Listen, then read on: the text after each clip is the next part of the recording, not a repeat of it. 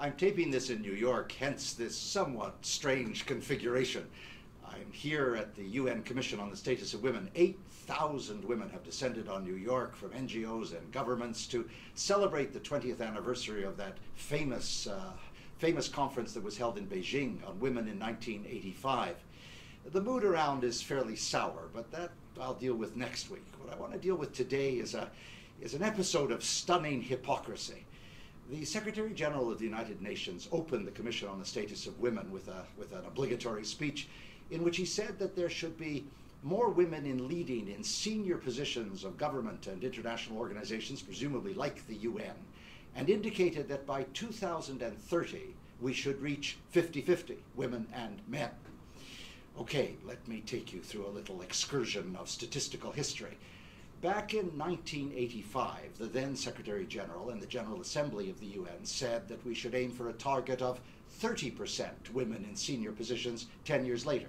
Well, 1995 came and went, and it wasn't reached, and 2005, and it wasn't reached, and we're now in 2015, 30 years later.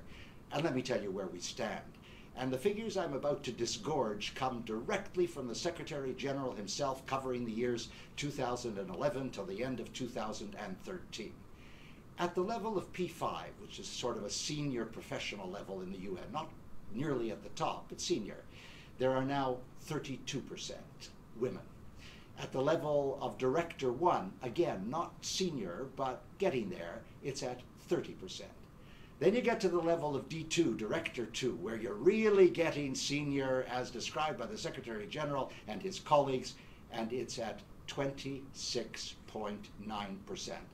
Why am I so particular? Because 10 years ago, it was at 26.8%, an increase of 0.1% in 10 years. It's appalling. And at the very senior levels, which really count, at the Assistant Secretaries General and Under Secretaries General, we've not yet reached 25%. And that's within the Secretariat itself, over which the Secretary General has complete control. And in the last few weeks, we've had 2 additional Under Secretaries General who are women resign, retire, replaced by men.